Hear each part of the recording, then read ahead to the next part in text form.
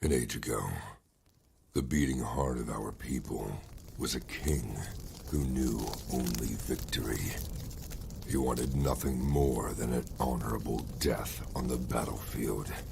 Yet, none could match him, and so he wandered the earth, becoming lost in time and tide. Then we too lost our honest purpose, while silk-clad men sat upon the throne. But tremble now, all cities that lay under the stars, for out of the shadows and mists of the land of promise, our courage has been rekindled, our heart has returned, and the world will burn.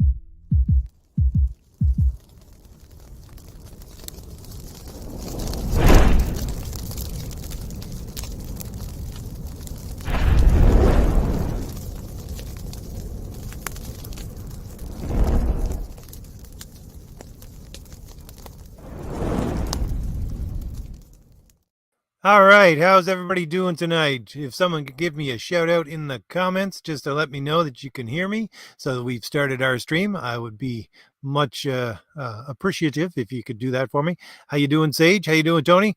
Nice to see a few people here as we start. Tonight, I just want to have some pure fun talking about, sorry, Sarge. Sarge. My apologies. Loud and clear. Thank you very much, Tony. I just want to have some pure fun with talking about comics. I want to go. I thought I'd talk about the greatest era of comics in my estimation, which is the 80s. So I want to basically we're going to go to Mike's Amazing World of Comics and just track everything down by starting at January of 1980, and we'll see how far we can get talking about the comics that I own, comics that I bought at the time, and what comics were like back then, looking at what comics came out each month. We'll probably go through a couple of months. I don't know how far we'll get, but I just want to talk comics. And well, that's what our stream is partly about. It's making comics fun again. And the reason why I chose that Uncanny X-Men in the background, I think that's probably February, maybe March 1980 that came out, if memory serves. So we'll see that once we get into Mike's Amazing World. So a few other people have joined the chat. How you doing, JR? We have Lester here as well. Great to see everybody here. As I usually tell everybody, first of all, there are links in the description for my 3 graphic novels. If anyone wants to take a look at that, we just watched the trailer at the first of this video for Crom the Destroyer, which is my return to form for low fantasy. But I'm going to basically talk for about 20 minutes, maybe a little bit more, going over some fun comics from the 1980s. And if anybody has any questions at all, whether it be about any of my comics, about anything we're talking about tonight, about any of my videos, anything at all, just put those in the comments and I will get through all the comments before we leave tonight. Just tag me in them if you can. And that way I can know that you're talking to me, or put a question mark and I'll see if I can get to all of your comments. And Zach Dan says that we've got a raid over from John's Long Box. Great. Glad to see you here, Zach Dan. So let's jump right in. Thank you very much, Zach Dan. Blessed day to everyone here as well. Let's see. I have to share my screen. Give me 2 seconds. Again, as I always say, I have Amish levels of technical skill. So we'll go with, here we are. We are at Mike's Amazing World of Comics with the newsstand, which basically shows you every comic. Right now I have pulled up January of 1980. We'll start at the very beginning of 1980 and we'll go through some comics. And let me see if I can make this bigger and make myself smaller. Full screen layout, full screen. There we go. All right. Let's talk about good 80s comics and comics that I own and comics that I remember. Just again, to have a little bit of fun.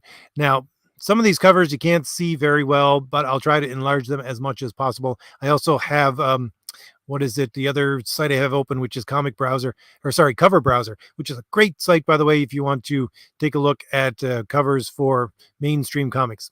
Anyways, so let's take a look here. First of all, you got a note here. We're talking January 1980, okay?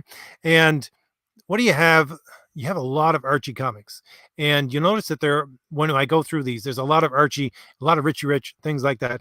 And I know that for me, anyways, in my household, those were comics that just got, thrown in the car and dragged down to every other place that you wanted to shut the kids up because they had to have something to read. But and that's partly, I think, part of the reason why a lot of kids got into comics. But still, there's some beautiful comics here that were published in 1980, but we'll go over some that aren't that great either. So first one here is Batman number 322. Let's see. Story was by Len Wein, and the penciler was Irving Novak. I thought it was, what's his name was on Batman at the time. Oh, I can't remember, but I didn't think it was Irving. But anyways, this is, again, when you have even early 80s DC Comics. Unfortunately, I always think of it in this way. They have the most beautiful covers in the world, a lot of them, but the stories just don't match up to what the beauty of the cover actually shows you. And here you have, Boomerang fighting Batman. Again, it was before really DC got into continuity, so it's I don't know what you call it. Not a throwaway story, but non-continuity. It's not something that you're going to get a lot of rereading out of, from my experience anyways. But yeah, I own that. I think it was in our collection from the 1980s onwards. When I say my or our collection, me and my brothers, right?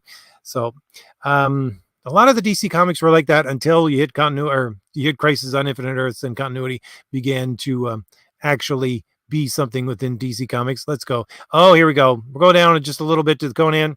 Yes, indeed. I do own Conan. What number is this? Number 309. Of course, Roy Thomas, John Buscema. Yeah, it's 309, right? Let's see. Sons of the Bear God was not the best story in the world. This is where you get into a bit of a fallow period with is it not? No, it's 109, isn't it? It wouldn't be 309. Let me see. Yeah, it's 109. That's why.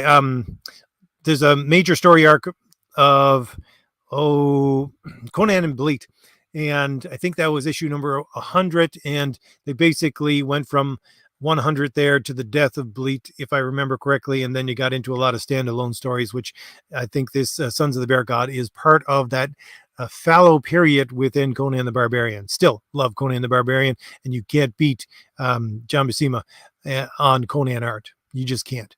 Let's see, scrolling down a little bit. Let's see. I honestly, as I'm looking through these covers, I realized just how many DC comics we had as a kid. I don't know why, but we had a lot of DC comics, because like this one here, this is Marvel or DC Comics Presents, which is Superman and Green Arrow. And again, non-continuity story. And one of the things I want to do in the future, let's say I actually get to write a monthly comic, right? The easiest way in the world to figure out how to write a good story or come up with a good idea for a story is go back and look at 1980s, 1970s covers, even sometimes 1960s covers of DC Comics. They are beautiful covers, and they have so much rich story on the cover, and they never explore it inside the book itself. And you could just tell your own story off of that picture, and then brand new story. That's one of the things I always think about. But again, Superman and Green Arrow. You got Green Arrow in his I guess hippie form here, because you got the guy, let's see, what does he say? Let's see if I can read this. You're a minute late, Superman. The geyser that's hot enough to boil Green Arrow alive. Yeah. Not exactly the best story in the world. Read it over and over again as a kid, though.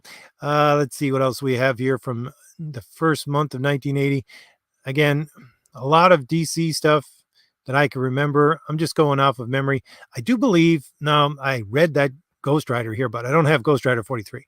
Unfortunately, that was not something that we bought way back then. Ghost Rider was not something that was on the newsstands at the time. Let's see, scrolling down. Also, this is a great, I don't know about you guys. This is a Carlton book. I love you.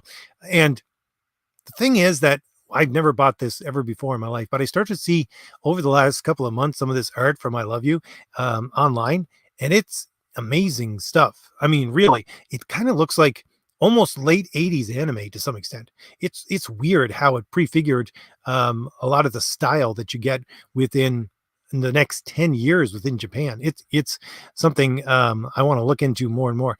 Some beautiful Jonah Hex there, Jughead, more Archie comics, Legion of Superheroes, Machine Man. Let's see. There's Marvel Tales that I own right there. This was a reprint, of course. Marvel Tales is reprints of the old Spider-Man. This is one of the major appearances of Green Goblin in an early Spider-Man book, if I remember correctly. But again, it's Gil Kane on the cover, and I don't think it says, yeah, it says right here, reprint from Amazing Spider-Man number 137, 1974. Yeah. So there's that. And yes, I do own the reprint, not the original. Let's see, scrolling down, you got some Master of Kung Fu. I'm going to skip by again all the things that I don't own, just going through the things that I own. Otherwise, we'd be here forever. John was just talking about, we're on John's Long Box. He was talking about the Micronauts.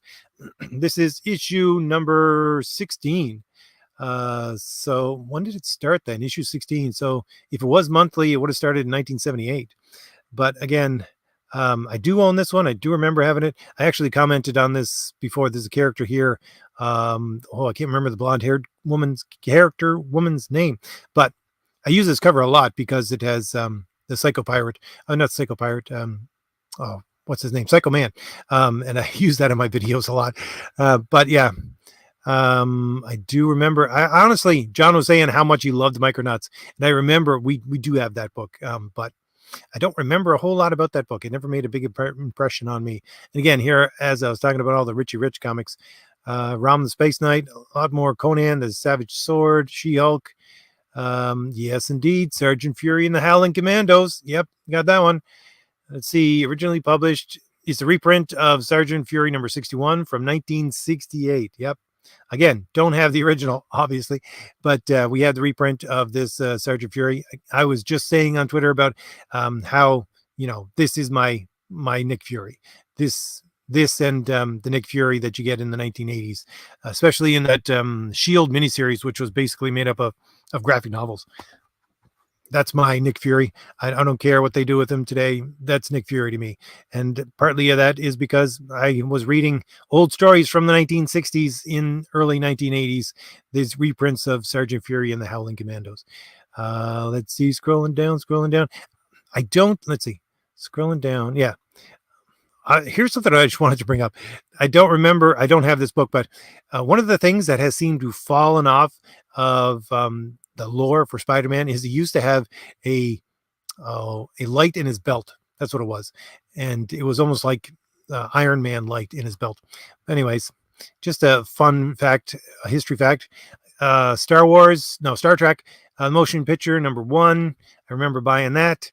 Yes, indeed. I never found that the Star Trek, it was always Marvel that did the comic adaptations of the Star Trek films, and they never really did a great job in any of them, but they did add additional material that was cut out of the movie. So that was one of the things that I found was interesting at the very least with the Star Trek stuff, because I was a big Star Trek fan back in that time. Scrolling down. A lot of Star Wars books. How many Star Wars books do we got here? 1, 2, 3, 4, 5, 6. It's weekly. You got the Marvel Star Wars, and then you have weekly Star Wars. You get 5 issues of it. Holy Moses. Anyways, scrolling down. A lot of good books here again, but I'm just going through the ones that I remember, ones that I actually have. All right, down to the bottom. Oh yeah, down to the bottom. World's Finest. Again, we got a very interesting cover, not the most dynamic thing in the world. It's the little blind girl saying that Batman, the fellow behind you just set your cape on fire, and he goes, and Superman says, I don't see anybody, but he's on fire. How can a blind girl see this? Again, World's Finest was not the best at that point. like many DC, but I do remember it is in my collection, was for a long time. But here we get to something again, which, yes, there's Hellfire Club, X-Men number 132, and let's see, it was Terry Austin that inked John Byrne at that point, and Chris Claremont, of course, doing the stories. Definitely have this in my collection. This is one of the things that just got me into X-Men. And again, let's just talk comics here for a little bit. Unfortunately, I can't see your comments while I'm doing this. I wish I could, but I can't right now go up and down through the website and then read your comments at the same time, but I'll get to them. The Hellfire Club, because someone was making fun of me on Twitter about the fact that my books look like copies of other books, and what was it? A copy of a movie, right? And I'm saying, yeah, like they never did that before. The entire Hellfire Club is actually, well, the Kings anyway, so the Hellfire Club are all actors from Hollywood at that time that came out in big movies at the time. Sebastian Shaw was Robert Shaw. I believe it was Jaws that had just come out. And you have the White King. He was a copy of Orson Welles. Then you have Pierce. He is Donald Sutherland, I think, probably from Invasion of the Body Snatchers, which came out that year. And I can't remember who the Illusion Master, what's his name, and who he came from. But again, you have Chris Claremont, one of the best writers in all of comic history, that many people say, and John Byrne doing their creation of the X-Men anew. And again, yeah, that's what they're doing. That's what comics have always done.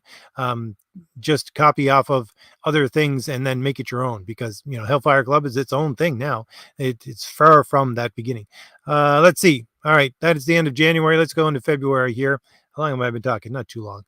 All right, let's go into February. Let's at least get a couple of months done here. Again, Action Comics what number is this? Action Comics number 507. Yep, have this, and I've had it since the 1980s in my collection. This was the time, again, where you had Superman. I can't remember. I think it was 1980 that the Superman movie came out, but it wasn't at this point. So you get a lot of Superman references and a lot of Superman hype at the time. But again, Superman was always big. But not the greatest story in the world. Miraculous Return of John Kent. And again, it's a Shaggy Dog story. Let's see, scrolling down, see what else I have. There's All Out War. Now that, I don't have that, but I think that's Gil Kane doing the covers for it. Is it? Let's see. Nope, Joe Kubert. But yeah, they always had great covers. Scrolling down, a lot of Archie comics. Batman.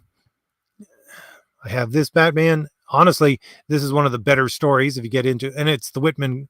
I clicked on the Whitman. I don't know if I have the Whitman. We actually bought a lot of Whitman comics when we were kids. I don't know what the difference was. I don't know why. It was probably at Kmart or something like that. They came in a package of 3. I don't remember. But again, this is a conversation between Batman and Catwoman, and to me, it was a better story for DC at the time. Let's see, scrolling down. Oh, I've missed one. Avengers, again. We owned more DC comics, but I loved the Marvel comics. And again, if you ever want to see a great story and thinking to yourself, what in the world can Ant-Man do? Because he just controls ants. Read this story, and I think it's the previous one. So 194 through 196. Basically, Ant-Man is the one who saves the day in the entire thing, which it is a great story arc. Let's see. George Perez was the penciler at the time. Let's see. He did both the cover and the interiors. Yep. Let's see what else we got here. I do. Here's one. Again, definitely have the Whitman copy of this. I think there's only a Whitman copy of this. Battle of the Planets. What number is this? Number 6. Definitely have this one. I think it was, I don't even remember. These Whitman comics for Battle of the Planets, they had very odd covers and paper in it as well. Much different than you would ever get within DC and Marvel at the time. It was almost like a cardboard stock cover. Honestly, it it was much thicker than you would ever get within Marvel and DC. And I was one of those kids that grew up on watching Battle of the Planets. I don't even know what's it called in Japan before they moved it over here and actually redubbed it into the thing. I don't remember. To me, it's just Battle of the Planets. So yeah. And I should point out here, which you can see very well in this cover. Yeah, comics at this point are 40 cents a pop. Yeah. So scrolling down, see what else we got here. Let's see. Again, with the Whitman cover, Buck Rogers. Have this as well. Buck Rogers in the 25th century. Doesn't give a lot of information on these. Let's see. Oh, the publisher. Oh, it's Gold Key that published through Whitman. Yeah, that's right. I forgot about that. Scrolling down. Let's see. Oh, yeah, definitely the DC Comics presents again with Spider-Man or Superman and the Elongated Man. Again, the story is, to me, again, as I'm always talking about heroes, I'm always talking about how I want to see the heroic. When you even have stories like this, there wasn't a whole lot of heroism in them. It was something that was meant to entertain for a little bit and to be a bit slight funny. I do read these comics right now and get a chuckle out of them. But, you know, when I was a kid, it's like, yeah, I don't want to read that again. But let's scroll down and see if we can find a little bit better comics to talk about. Now, again, never owned this, never saw it come out, but this is one of the most beautiful covers. This is Epic Illustrated #1. I post this every once in a while on my Twitter as part of, what is it? Celebrating Sword and Sorcery. Beautiful, beautiful cover. Who does that? It's Frank Ferrezza. If you have any questions about those covers, go and look up the man himself and see all the beautiful art that he created over his life. Scrolling down. Here's the Jonah Hex. And again, this is the reason why, I have to say, this is the reason why I think that we inherited a large comic collection from my uncle. And it was because it had a lot of Western comics in it, and a lot of war comics and Western comics, and he loved Westerns. He had, boxes and boxes of paperback Western novels, and he always read them. So I think Jonah Hex and stuff like that was probably his. This cover I used as one of my examples, if you've been around for a little while, for Make Comics Great Again, to talk about great covers. I looked at Jonah Hex covers, and they're just the most dramatically perfect thing that you could ever put on a comic cover, if you ask me. Jonah Hex is way underrated. Unfortunately, they messed up the character in the late 1980s, bringing him into the far-flung future. But hey, these old Jonah Hex books are beautiful, beautiful books if you can ever get a hold of them. And they're probably, I'd say you could get a beat up copies of these anywhere in 25-cent bins even today. Let's see. Scrolling down. This is the Iron Man run right here. I think it was, I'm not entirely sure if there was any earlier than this, because again, to me, everything is visual. I'd have to see the covers.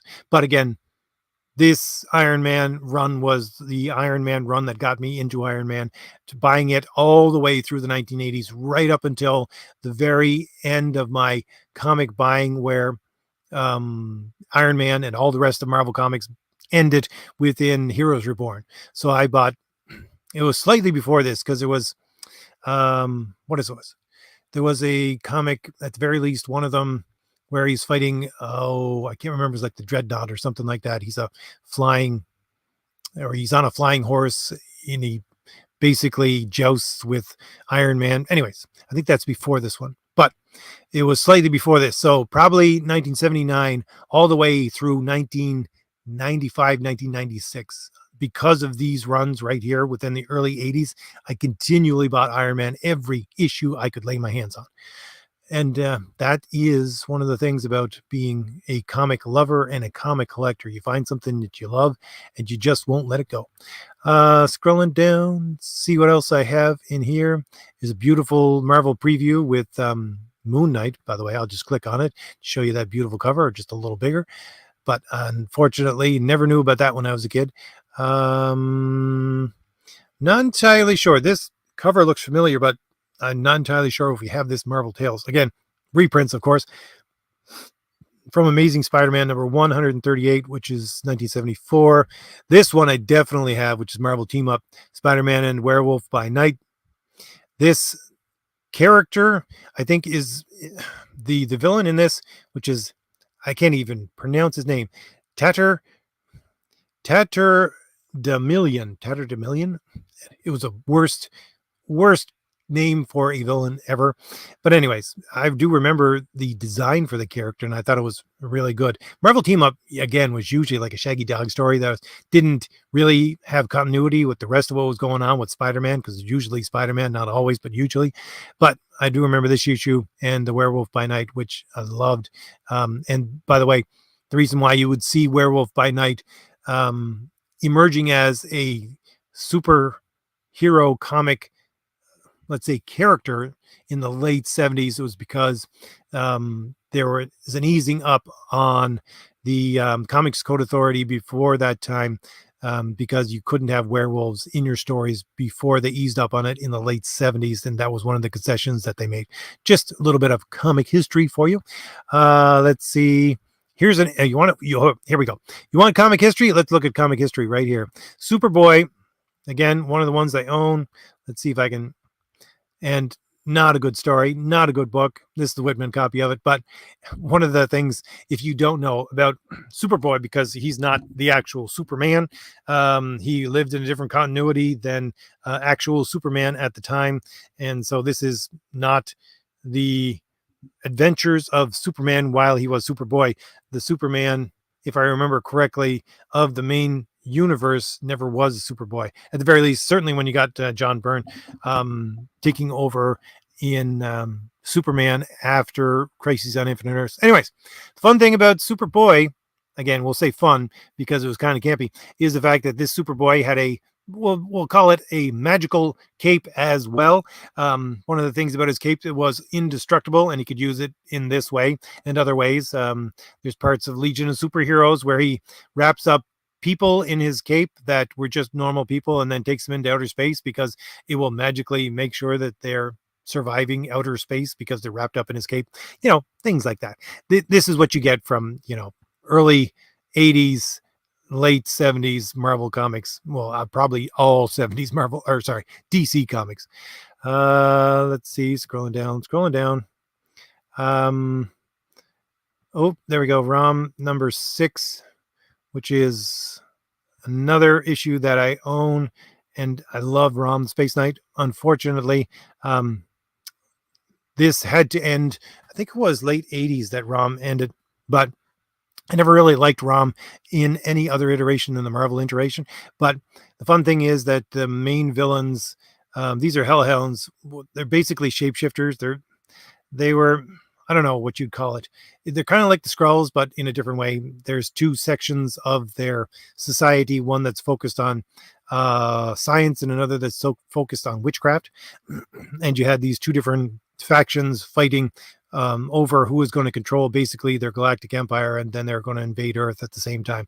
So ROM is an excellent storyline, excellent books.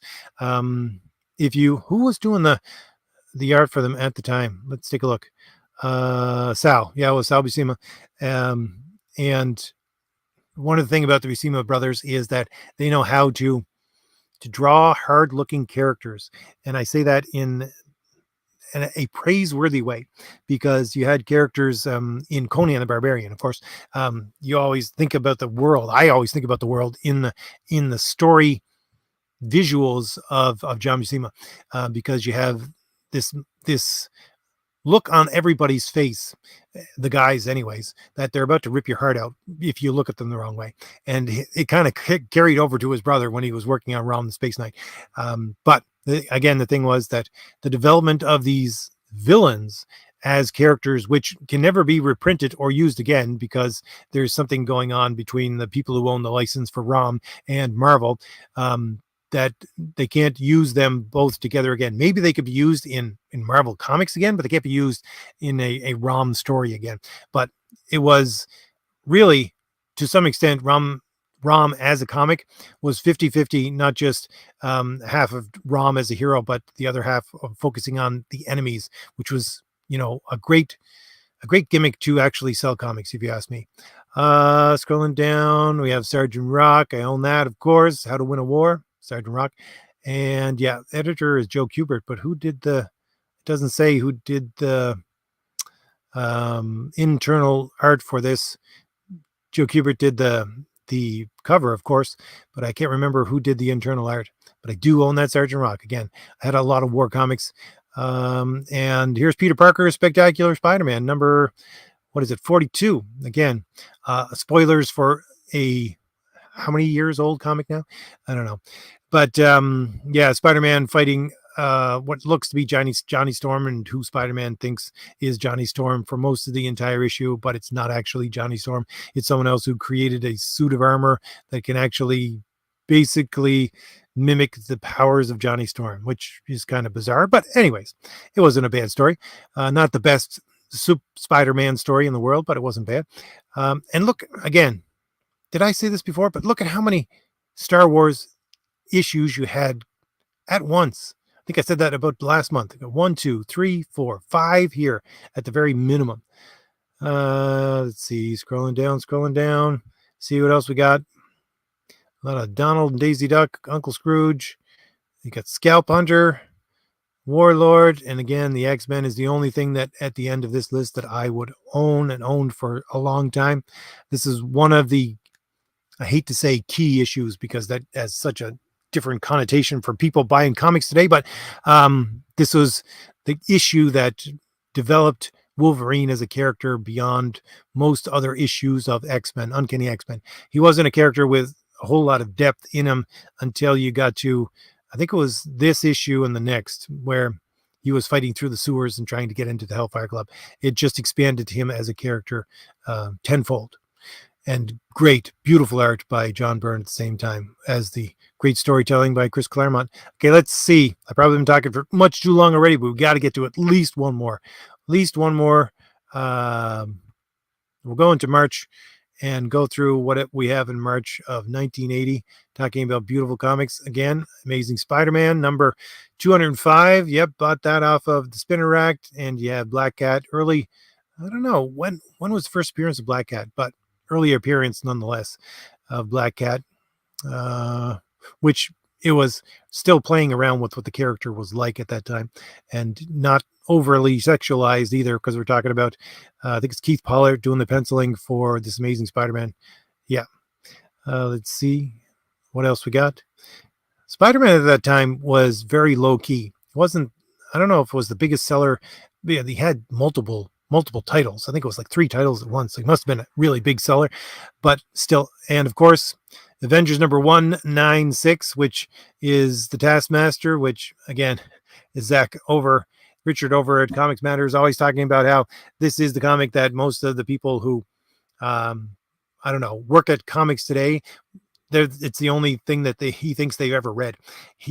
I don't know. He went on at one time talking about how this must have been a giveaway comic at one point or something like that. If I remember correctly, I would say it was probably part of a 3 to 5 package comic that you could get at Kmart. And that's why it was all over the place, because I have like 3 copies of this. Let's see, which again, great issue if you ever get to read it. George Perez art, and you get to see Taskmaster in all his glory, which I think this is the quintessential Taskmaster story, because he's fighting the entire Avengers at the same time. And again, beautiful cover here for Batman number 324, issue once again with the Catwoman. And this is Jim Aparo. Jim Aparo. Because that's what I was thinking was the last issue, but Jim Aparo didn't do it. And he wasn't doing this one either. He just did the cover for here. But yeah, again, getting into Batman lore with Catwoman from this iteration, which again ends with Crisis on Infinite Earths, but a better story for Batman nonetheless, considering the run-up that led to this. Let's see, scrolling down. Of course, I own this Conan, which again, it is a continuation to some extent of the last issue, but not entirely Roy Thomas's best work. Although I would not kicking out of bed for eating crackers. Let's put it that way. Let's see. Scrolling down, I also own this DC Comics Presents. We had a lot of DC Comics Presents with Captain Comet, which I never actually understood as a superhero at all until I think it was probably the late 80s when they tried to revamp the character. But anyways, let's see. Not memorable to me so that I can remember the story, although we had it in our collection for so long. Scrolling down, beautiful cover for Eerie number 111. Let's see what else we got here. Scrolling down. Howard the Duck, a lot of Hulk comics, which are Hulk UK. Scrolling down, more Jonah Hex. Beautiful Jonah Hex covers. I love Jonah Hex covers. Scrolling down. I don't know if I have too much from this month. Marvel Tales, again, this is another, we had a lot of Spider-Man as well. Reprint of Amazing Spider-Man number 139, which is 1974. And he's fighting the Grizzly, which is a throwaway character. And poor J. Jonah Jameson getting thrown around by supervillains. And then he blames Spider-Man, of course. Scrolling down, what else we got here? Another Superboy that I own. Again, this character is not the main continuity Superman as a boy, even at that time. So it was a completely different character, much more campy than anything you would probably read within the Superman books, even though Superman was pretty campy at the time. Scrolling down, I think I missed one as well. Next to the Superboy, you got Micronauts. And again, apologies to John, but I have owned this for quite some time, probably from the 1980s, and have no recollection whatsoever about what the story is like. Scrolling down. And we have a lot more of the Archie comics, the Conan magazines, ROM. Beautiful. Again, these are spectacular covers. And here's the thing, okay? I was just talking to John about this and his guest, Tommy, over in John's Long Box just an hour ago. The thing is that you have these awful comics today, and some of them have good covers. Some of them, you get these cover artists that are actually worthy of being a cover artist, some of them not. But again, we got into this point where I think Marvel and DC, even if they have a good cover today, it's like the 1960s, 1970s of DC Comics, where it's a great cover, but it's an awful story on the inside. These comics from Marvel at the time, just look at the beauty of the cover and the storytelling on it and the drama on it at the same time. You're going to get exactly that within the comic. Again, I cannot stress how great Round the Space Knight is as a Marvel comic. If you ever get, I think they have actually got the license to reprint it in the last 6 months or so. So if you ever get a chance to read it, it's a great read, if you ask me, with Sal Buscema doing the art. Sergeant Rock, owned this. It was tattered and worn. This was one of the main issues of Sergeant Rock that I read over and over again. There was a secondary story in it that I'm not entirely sure what is the number of it? It's 341. But if I remember correctly, this issue stuck in my mind. And I was just retelling the story to one of my friends probably 3 days ago about a secondary story. I thought it might have been in GI Combat, but it might probably be in Sergeant Rock. But it was a throwaway story that was either in the Sergeant Rock or GI Combat at the same time about two soldiers. It was a completely wordless story. And it was about two soldiers who shot each other down, two airmen who shot each other down in planes. And then they landed on a desert island and they started to fight again, just using their knives. And one of them killed the other. And then the tide came in and covered up the entire island. And the other soldier who had lived through the knife fight dies because he just gets swallowed up by the ocean. And again, these are the kinds of stories that I remember still to this day about great comics and comic stories that I read when I was a kid. Peter Parker's Spider-Man is another one. I can't remember what the character is in this book, but Belladonna, I think it's Belladonna. Again, don't remember much about this Peter Parker run, although I do own the entire thing. Scrolling down. Here's something I haven't thought in a long time. Super Friends. Yes, indeed. Do own this Super Friends as well. You want to talk about camp, you go read some old Super Friends from 1980s, 1970s. What issue is this? 33, so it'll probably be 1977 when Super Friends started. And again, you want to go watch some Super Friends cartoons. I don't know if you can find them online anywhere, but camp is the word. But at the same time, I do remember watching Super Friends. I do remember reading Super Friends. It got me into appreciating DC heroes. Scrolling down. I think I own that supervillain team up now, but that I just bought probably about a year ago. Let's see, scrolling down. You get Weird War Tales, and then X-Men. There we go. I knew this was within the early 1980s.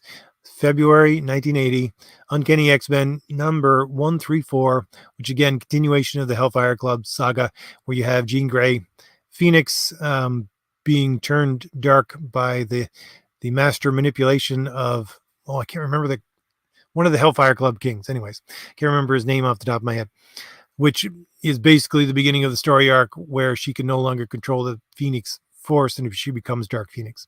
So, one of the master stories told by Chris Claremont within X-Men. Okay, I've been talking for much too long today, and I want to leave it there, but we'll close this screen, and I'll see if I can get through your comments. Remove from stage. There we go. And I'll see if I put that cover up there. Put me down in the corner. What's going on here? There we go. So you can see at the very least some of that cover. All right, let's see about your comments. Again, apologies, but I don't know any other way to actually read the comments while I'm looking at a separate split screen. It just doesn't work on StreamYard, if you ask me. Maybe someone could tell me differently. Let's see who else is here. Tony is here. He says, RJ, are you picking up any new DC facsimiles of keyback issues they're putting out? No, if I want a keyback issue, I buy it. That's pretty much it. And I love The Hunt. Again, something I just talked to John about on John's Long Box. I love The Hunt. So I don't buy online either. I just hunt through comic stores, and usually ones that I randomly come across to try and find issues that I have never read before and are holes in my collection, because I think part of comic buying for me is the hunt. Let's see, scrolling down. Chuck is here. Pedro is here. How you doing? Mike's Total Dragon Channel is here. He rated over from John's Longbox. Yes, he says Richie Rich was very popular. He was. I don't know why exactly. I mean, I read a lot of Richie Rich stories when I was a kid, but why it was so popular, I have no idea. Vaz is here. How you doing? Let's see. Says they didn't notice the stream was on. Lucky I looked. Well, glad you looked too. Let's see. George. Yes, just exactly what I was talking about, George. You got me. You were probably 20, 30 minutes ahead of me when you said that. George says, and the covers and arts match the inside. Yeah, for your Marvel comics, yes. For the DC comics, no. So Sarge says, Silver Age Superman covers were wild. They were, yeah, Silver Age ones. He always had Superman being a bad guy, I think, on the Silver Age one. Lisa says, what were the Micronauts about? Again, you asked John's Longbox that. He could tell you the entire storyline. I don't remember much of what the Micronauts was about, except for the fact that, let's see. Sorry, I was just trying to make my screen bigger, but except for the fact that they were characters, they're basically like spacefaring characters within the microverse, which is where Reed Richards and the Fantastic Four go sometimes. The old lore for it, I don't know what the new lore is, but the old lore for it was that the one created by John Byrne, at the very least, in his run on Fantastic Four, was that you shrink a human being down to a size of absolute zero, and then you pass through some kind of field which allows you to enter into this parallel universe, which looks like a shrunken version of the entire universe that we live in. But in the older lore than John Byrne, it would be that you're going down to the subatomic level and actually entering into a world that exists within the world of atoms, basically. And the Micronauts were part of that. They were basically not a seafaring, but a spacefaring group that were, if I remember correctly, what is it? Running from the authorities at the time because at the very least one of their, if not multiple characters, were part of, I don't know, a conquered race. The woman with the weird rainbow colored stockings and things like that. She was a princess and all that kind of stuff. Anyways, besides that, the storyline, they come into our world and they start to get bigger and bigger. That's about all I remember of that storyline. Sorry, Lisa, that was about all I can do. Pedro, let's see. What does Pedro have to say? He says, Heroes for Hire was a good run. I admit it. Yes. Heroes for Hire is something I didn't have very many, but yeah. I did like those early Heroes for Hire as well. George says, how do we get from 65-cent comics to $4.99 and $9.99 comics?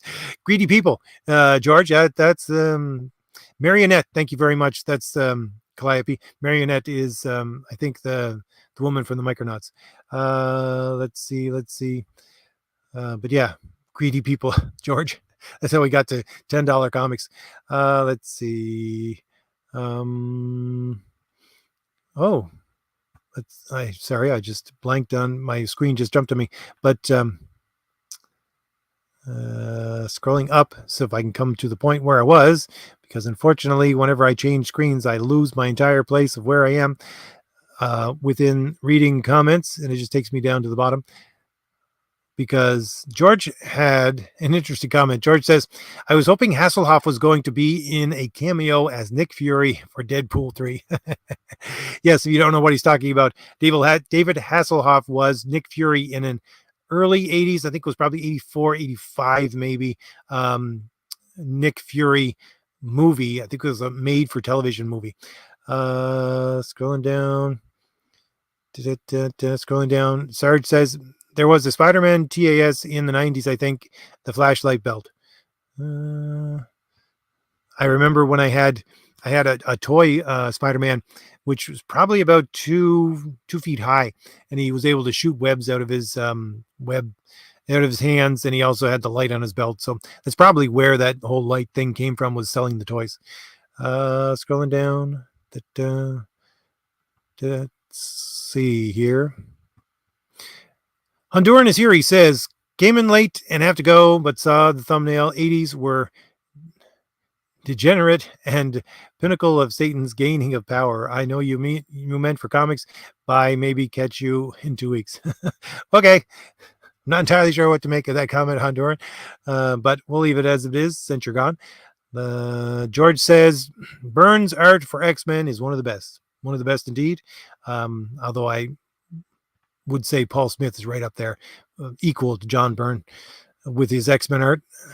Scrolling down. Mike says, everyone copies the influence of everyone else. That's human nature. Well, I would say it's human nature to look for patterns in things. When you see a good pattern, you repeat the pattern.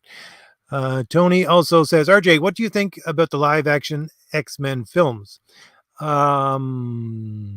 I don't really know how to answer that question. There's so many of them at this point, Tony. The first X-Men film that came out, like the early X-Men film, which is the beginning of all of this, the first Hugh Jackman, Wolverine, all that kind of stuff appearance, that was a great film. That was spectacular. It got worse and worse as the time went on. The revamping of the entire thing, it's not something that actually lived up to the first couple of movies.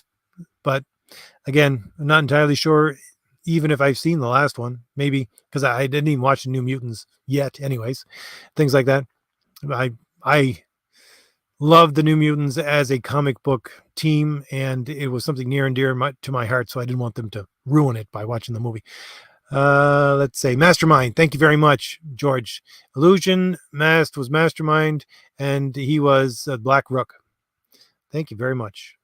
Pedro says, inspiration is not the same as appropriation. If a system is not broken, don't fix it. I like that. That's very good. Very well said, Pedro. Let's see. Sarge also says, I don't remember who copied who, but Thanos or Darkseid. Thanos was a copy of Darkseid. Definitely. Thanos was not a character. Darkseid was a character much longer in comics than Thanos was. Thanos appeared within Marvel Comics probably the mid to late 60s, whereas Darkseid was created by Jack Kirby, and he was part of the New Gods from, I don't even know how far back that goes, probably like the 50s at the very latest, probably sometime in the 40s. Scrolling down. Yes, Mike. Mike says Joe Kubert and war comics are synonymous. I do agree. Tony also says, RJ, in your opinion, who is the best pulp writer? I can't actually honestly answer that question, Tony. To me, it would be Robert Howard. I don't know. It's just the fact that, what is it? How would I put it? I know Tarzan and Carter of Venus and John Carter of Mars, things like that, are beloved stories, and they're great stories in themselves. But to me, my love of sword and sorcery brought me to Conan, and the way that Howard can turn a phrase and to bring an entirely different form of storytelling into existence. I think that's really what he did. It may be a copy of older kinds of storytelling from the myth that he drew everything from, but I think that he did that. He brought into existence an entirely new form of storytelling, or at the very least, a subgenre at the very least. So I would put his name at the top. Scrolling down. George says, I believe that George Perez for the Avengers issue. Yeah. And stress level is here. How you doing, stress level? Gotcha, man. Thank you very much, Commander. That is the name of the, what is it, Japanese version of Battle of the Planets. Gotcha, man. Let's see. Scrolling down. Baz also says, Western comics is not something I was into. A friend loved Jonah Hex, though. Yeah.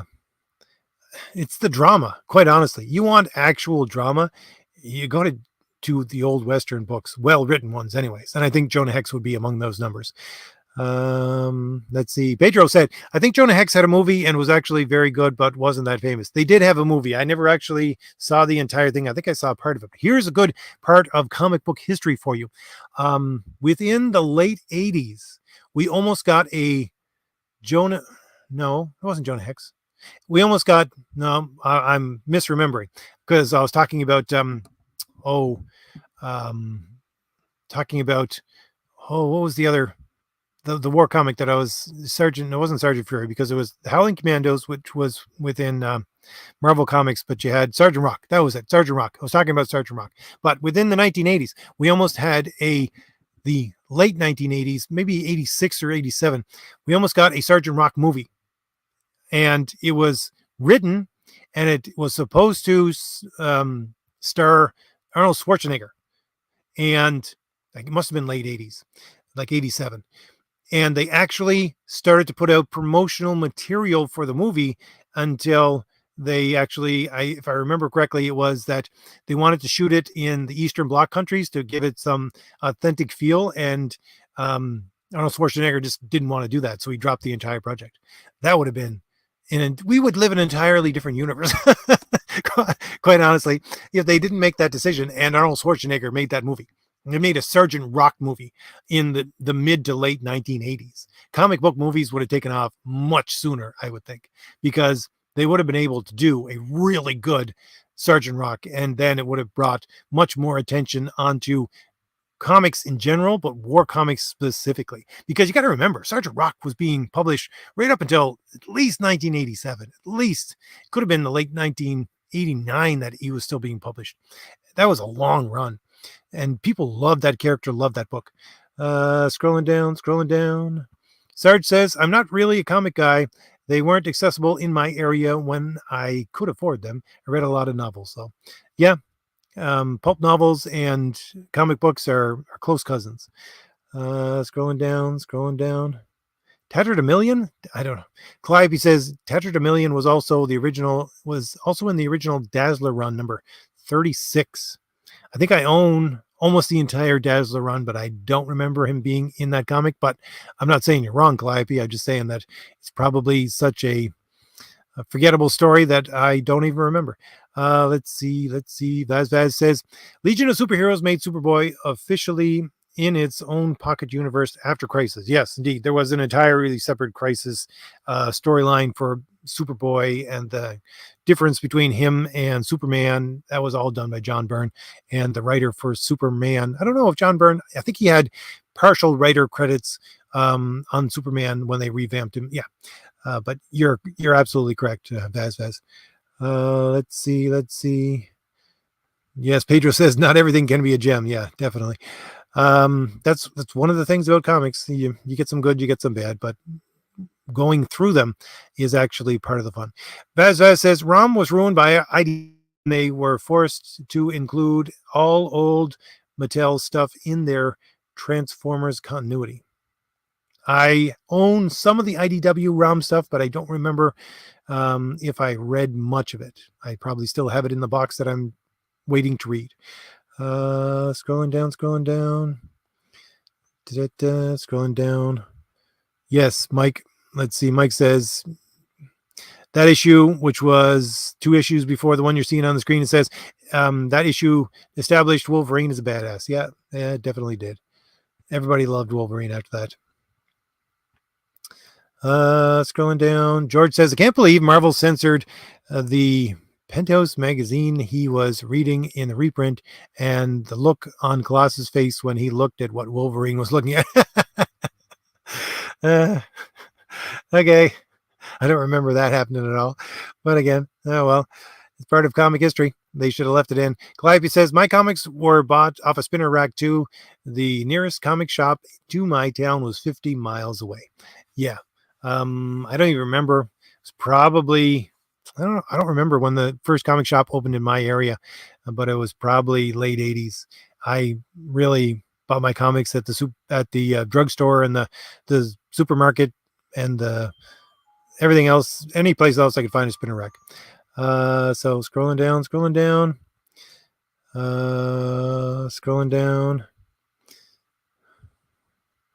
Serge says, I imagine Superman was the easiest to make a cartoon of. I suppose. No, sorry, Spider-Man was the easiest to make a cartoon of. Scrolling down. Rex is here. How you doing, Rex? He says, yeah, there were a lot of stuff IDW Hasbro did towards the end of their continuity that left a bad taste in my mouth. So must be talking about the ROM Transformer stuff as well. I never knew that, Rex. Rex also says, not the least of which was a blatant anti-religious slant on things. Never knew that.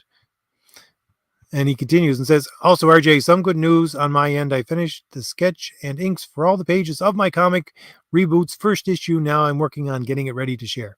Great to hear. I'm glad to hear somebody else is creating, Rex. Anybody else is creating. I love the fact that people are beginning to create again, because that's what we need, as I talked about a couple of weeks ago on my Saturday video. Let's see, scrolling down. Vaz says Super Friends animated series was fun. Yeah, it was right up there with the, I don't know, the Herculoids and things like that. Hanna-Barbera cartoons. Let's see. George says, the Wonder Twins. Yeah, and now I would say, the Wonder Twins, because I think one of the first videos I did, my channel, probably the second year I had it, was about that awful Wonder Twins revamp that they tried to do, making them into, well, deviants, I would say. But anyways, yeah, back in the time.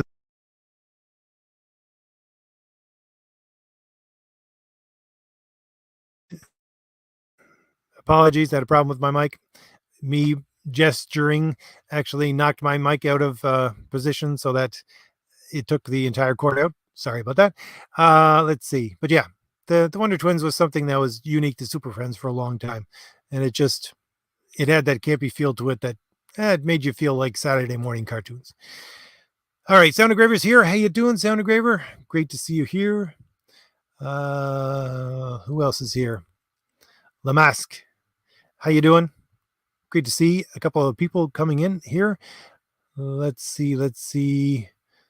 Rex also says, RJ, any suggestions for a cover for a story with a plot point where a character undergoes a transformation without spoiling anything? I don't know. I looked through early Incredible Hulk and Rampaging Hulk covers, it might spark some ideas for you. That's all I can really say on that. Scrolling down. Let's see. Ryan is here. Ryan says, RJ, how much do you think a creator's personality and worldview factor into their art style and color palette in comics? Well, color palette is an entirely different thing than anything that has to do with the artist, of course. Unless you're talking about current comics where you have someone that's creating the entire thing. But if we're talking about old comics like we're talking about here, no, color palette was something that was determined by the editorial staff before they even gave it to the colorists, and colorists were just somebody who did paint by numbers, basically. So it had really nothing to do with the art style. The artist would have to style their art according to what would come out in the color palette. That was about it. But again, how much do I think that personality and worldview factor into art style? I don't know how I can answer that without taking an entire hour to do so, Ryan. I think that, let's see, was it Art Adams? No, it wasn't Art Adams. It was Neil Adams, most probably talking to Frank Miller, because Frank Miller cut his teeth basically trying to come to, what does he say? He was this kid that was growing up in Vermont. He would take the bus down to New York and present his pages to Neil Adams every couple of weeks. And because he would allow anybody to actually come into his home and present their art to him at that time. And so that's what he did. And he kept on getting better and better. So I think that story is related from Frank Miller, but it's him talking about what he was told by Neil Adams. And Neil Adams says that any artist's style is determined by a combination of their faults. And so, yes, personality and worldview would factor much into that, if you ask me. I wouldn't say that that's gospel in my way of thinking about art, but it's a very good way to think about it, if you ask me. Because for me, again, I always go back to the principle of beauty. We're talking about Aristotle here, all the way far back in history as the 4th century BC, much before him, even if we can get a hold of any primary sources before that. But he talks about art and he talks about beauty and how beauty is predicated upon proportionality.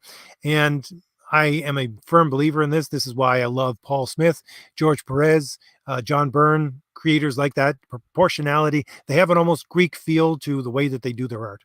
And the thing is that even though they have this, and I'll say this right off, Greek art, a lot of people, when they started to get into the 70s, 60s and 70s, a lot of people looking at Greek art and saying it's too rational. We don't want this. We want a Nietzschean inspired dynamism. And really, that's not what Greek art was at all. I would say it's completely rational, but at the same time, it's not soulless in any way. But again, saying that artists like George Perez, John Byrne, Paul Smith, a lot of artists like that, even Jim Aparo, people like that, they have this Greek feel to them where their proportionality is dead on. It might not be anatomically correct all the time, but proportional is the key word here. And so proportionality, as you determine it, is part of what I would say you have been exposed to personally and part of your worldview, all that kind of stuff. And again, is that a fault? I wouldn't say it's so much a fault. I would say that it is the beauty of the human form, and how really I think that as human beings, again, I would take an entire hour to answer this question, Ryan. It's a good question. But the ideas of proportionality for human beings is constructed in your mind through your observation of other human beings around you. And again, that can be something that is multitude, and it can be determined by where you live in the world, how you live in the world, your own personal experiences, and then you sort of take that proportionality and then apply it to other things. And it might be things around you, a multitude of things around you, but that would definitely include your art, and will definitely include a difference of style and how you see proportionality being played out within the human form, and then within forms other than a human being outside of that. So it is something which should not be shied away from, while applying it to the rational proportionality that Aristotle himself talked about. And again, you might listen to Neil Adams and say it's a combination of your faults, what you can't do within art, but I would say it's a combination of what you say here, your own personality and your worldview and what you grew up and how you saw proportionality play out within your own life. So yeah, I got to stop there, Ryan, because I could go on forever and ever about that. Scrolling down. Vaz says, Micronauts was cool too. Issue number 16 had a Fantastic Four and Psycho Man. Good cover too. Let's see. Scrolling down. Mike says, Dark Side appeared in the early 1970s? Well, with the New Gods. Because, yes, I guess you're right. Mike. Because, of course, you're right. Because I was completely wrong then, talking about it as early as I did. But because the New Gods did not appear within comics until Jack Kirby moved over to DC Comics. He was stole away from Marvel because he wanted a better arrangement, more money, which you can't blame the man. And so he went over to DC Comics and then began his stories there, which, funny enough, after he left DC and went back to Marvel, then he created the Eternals, which was basically a copy of the New Gods. So he could continue on those stories. But yeah, I was completely wrong on that, Mike. Thank you very much for pointing that out.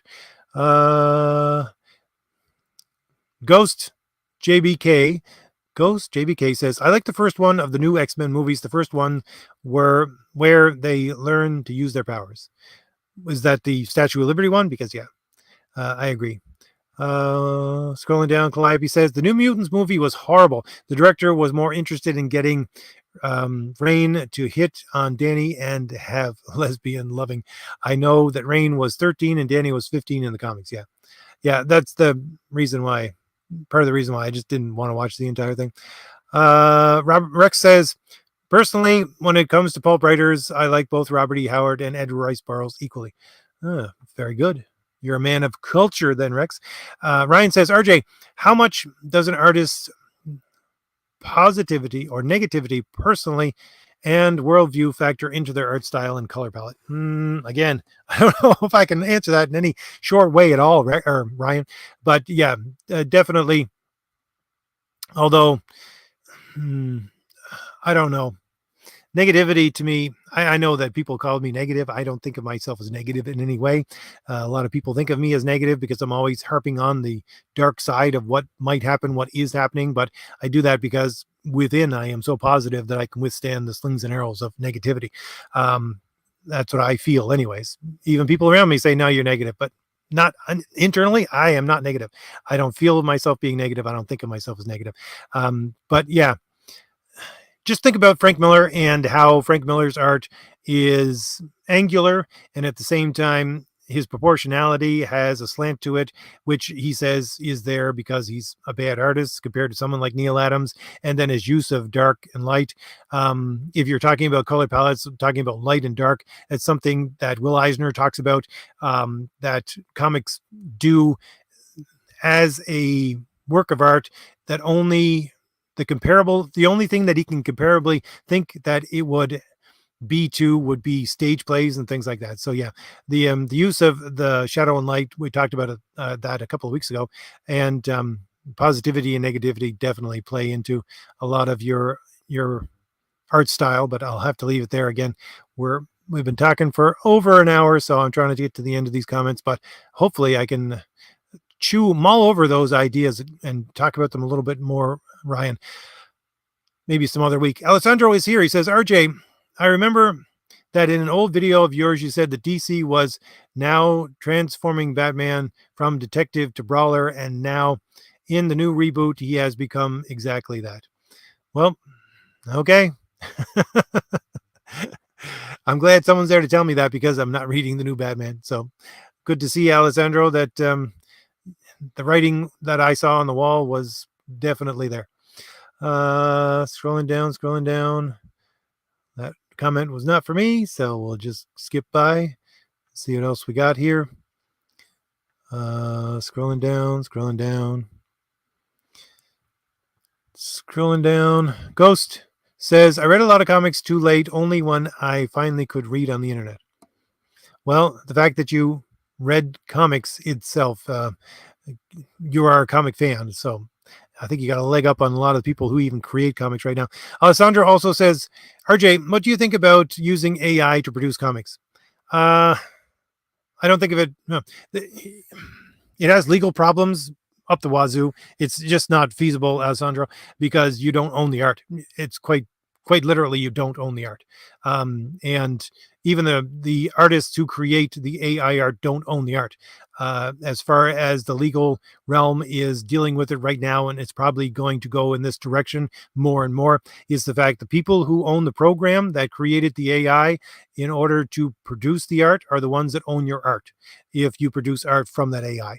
So if you produce a comic that's based completely on AI, you can, well, I wouldn't say be assured, but you can keep on looking over your shoulder for your entire life to see who's going to steal your art from you, who's going to steal the entire comic from you and take all of your revenue because you don't own the art.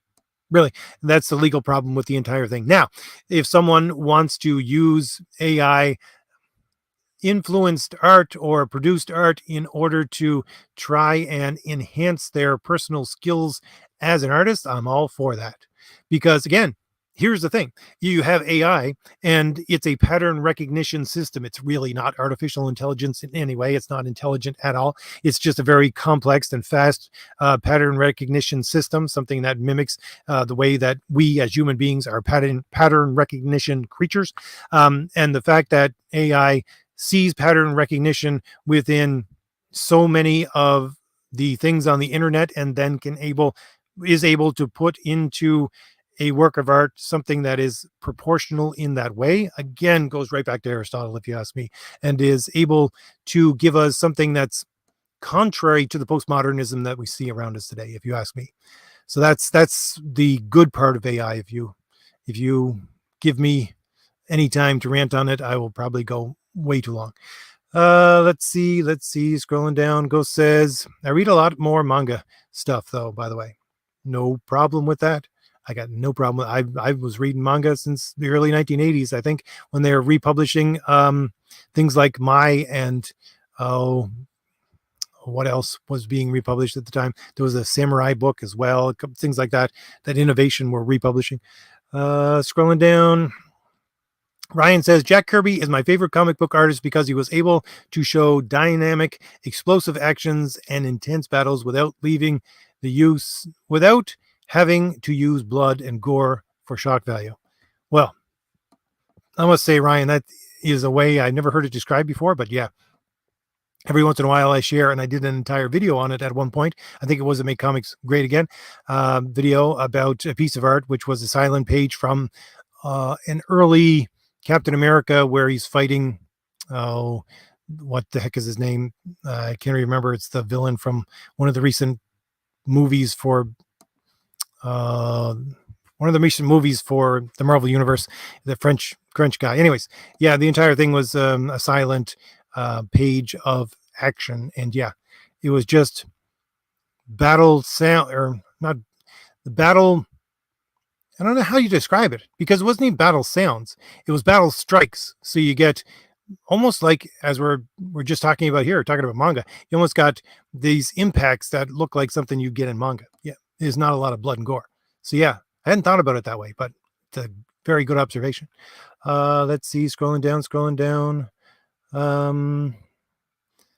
Alessandro is asking me about Corto Maltese. No, I don't think I've ever read any of that. Sorry, Alessandro. Rex also says, RJ, thanks for the suggestion. I'll give the covers a look when I'm able. Scrolling down, Warren says, RJ, opinions on 80s versus 90s X-Men era, just to know. Okay. I would say, well, again, the entire thing fell apart in 1996 when they started to Heroes Reborn. So we would only go up to that point with X-Men. A little bit afterwards. I think 90s X-Men did have certainly some verve to it, let's put it that way, and they were excellent books at times. And the 1980s was them trying to build up the characters from a failed book. That's what John Byrne and Chris Claremont were doing, really. So at the same time, I don't think that 80s and 90s can be comparable in the impact that they would have on X-Men and the storylines, the beauty of the storylines. Because I'm a writer. If you want to look at art, I mean, you can look at a lot of Jim Lee art and things like that from Mark Silvestri and all these kinds of people who did 90s X-Men and just see the beauty in the entire thing. But again, if you want beauty within the art and the story, you got to go back to the 80s, if you ask me. It's there at some points in the 90s, but it's not as consistent as you get in the 80s. So I can put it that way. So all I can do to break that one down, because again, that would take an entire video if I wanted to talk about everything I would want to within those books. And I would probably have to look through all the covers as well to remind myself, because I'm so visual. Scrolling down. Warren says, personally, I think the 90s are a lot more iconic, but 80s is growing on me, mainly art style. Yeah. That's the whole thing, because 90s arts was iconic. That's the point of what they were trying to do. And that's the point of a lot of what you see within, let's say, Rob Liefeld stuff, right? He wanted to be able to sell those pages so that he could make more money than just working for Marvel. And that's why you get so many iconic images from those books, is because they're trying to make iconic images, not because those images became iconic. So there's the difference, if you ask me. And that's why storytelling sort of fell down. Scrolling down. Alessandro says, RJ, I started reading fiction from the past and noticed the change that occurred. For example, in past horror stories, the focus was on spiritual element, whereas now it's mostly body horror. Yeah, definitely. There is, we'll say, I don't know, leaps of time where you get the same thing over and over again. Completely understand what you're talking about, Alessandro. And not only is there that, there's also a complete different way that they could tell a story as well. If you go back to something like Last of the Mohicans and read that, again, the idea of show don't tell is not there. And so you get a lot of these people that are imitating older book styles, especially within pulp art. And so when you get horror pulp art, you get an older style that sometimes does a lot of telling. You certainly get that within Anne Rice, right? She does a lot of telling, not showing. So yeah, there is, for horror stories, this idea, which basically, again, you hit on something exactly parallel with what I was talking about within the loosening of the Common Code Authority within the 70s and the 80s. Because again, it was mostly around horror. At some points, you could not have zombies. And then at some point you could not have werewolves. And then at some point you could, all these kinds of things. So that's why you got unique things like Tigra. Tigra was brought in because they wanted to have a werewolf character, but they couldn't have a werewolf character. So they made this character that was a leopard character that could transform from a woman into a, what is it, a striped leopard or something like that, whatever Tigra is, a tiger of some kind. Anyways, and you got different stories about things that were not zombies but looked like zombies, all this kind of stuff. Again, I always say, and I just said it an hour ago on John's Long Box, it's the limitations that actually make people creative. And so you get to see that. But again, within the horror element of the entire thing, you'll see what people start to bring more in from other cultures at points in time. And that's what you actually see in a lot of horror. And that's the problem with what we have today, because we live in a globalized society, I guess you want to say it. So there's no real new element to bring in from any major society left. And that's why we are left with body horror and horror porn, basically, because it's just show the entire thing over and over again. But again, the reason why you had spiritual elements within the horror at that time, what you're talking about, is because you had Eastern influences moving into Western sources, and these Eastern influences with their ideas of spirituality were completely foreign to Western minds and Western ideas and Western stories and everything else. So it was horrific, pure and simple. I mean, even growing up in the 80s, we knew very little. I mean, the whole blowing up with ninjas and martial arts and all that kinds of stuff that happened in the 70s and the 80s, it was because we were never exposed to those things ever before, and they were new. They were completely new.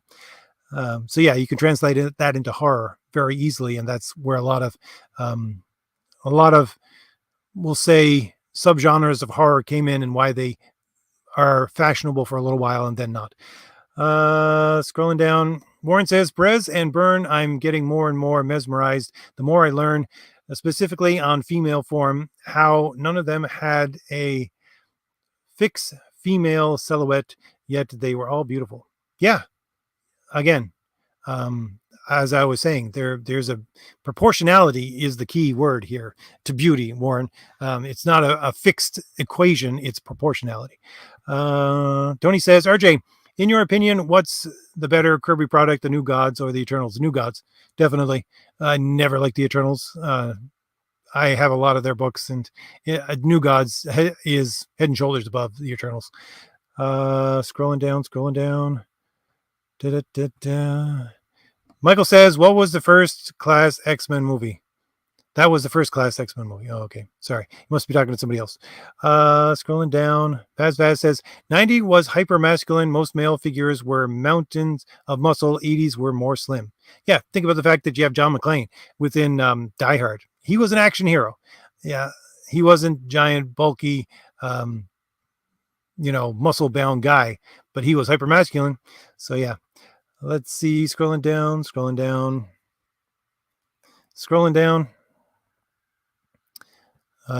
Rex has a good quote here. He says, when it comes to making a good story, to quote Van Halen, you got to roll with the punches to get what's real. All right. Scrolling down, Alessandro says, RJ, given that human rights derive from human nature in a context where aliens exist, what rights would they have? Well, again, I always see aliens as being just faux human beings in stories, anyways. That's the way I look at it. It's really weird now because you get this idea, and I've covered it probably a couple of years ago within my stories, how they're saying that all aliens are a representation of black people and their alienation from their home country or home continent of Africa. And whenever you show aliens within a movie or a book, it's always a portrayal of black people. This is what the quote unquote progressive people say, right? But no, I always saw aliens just being full human beings. So yeah, they have a human nature. Scrolling down. Tony says, RJ, in your opinion, who's the greatest American comic writer and who's the greatest American comic artist? Oh, good heavens. I don't even know if I could answer that question. I don't. This would have to be broken down. I couldn't even say of all time. I really couldn't. I say it would have to be broken down into genres and broken down maybe into decades. But if you want to go all time, the answer for both of those would be Jack Kirby. Really, quite simple. Scrolling down. Let's see. I think I'm getting to the bottom of the chat. Let's see. Scrolling down. Let's see. Michael says aliens would get the Warhammer 40K treatment, exterminated. All right. Well, I'll leave that as the final word for the chat. I've been talking for over an hour and 20 minutes, an hour and 23 minutes now. It's because I wanted to get to so many of those comics, so many of those great comics. I want to do this again because this was fun. Then this is part of why we're doing this. I want to make comics fun again, and we'll do my normal, spiels about art and all that kind of stuff and storytelling every once in a while. But every once in a while, I like to do this, and also every once in a while, I want to talk about, making comic women beautiful again, which is something I did a couple of weeks ago. So I want to thank everybody for showing up tonight. Thank everybody in the chat and everybody who commented, anybody who's lurking. Yeah, thank you very much as well. And a reminder that there are 2 links in the description for my 3 graphic novels. And next week, we'll be doing comic book team up here on Wednesday night with John's Longbox. And we have a comic producer, I think, signed up for that as well, which we're going to be doing. So I'll see you all on next Wednesday, and perhaps in the comments on my weekend video. And I will leave you with the short 45-second second trailer for Crom the Destroyer as the outro. Thank you very much once again, everyone, for showing up. And I will see y'all later. Bye. No matter how many wars you fight, no matter how much blood you shed, no matter how much rage you loose, no matter how many demons you face, no matter how many companions you lose, no matter if our kingdom falls, I know that you will return to me in honor.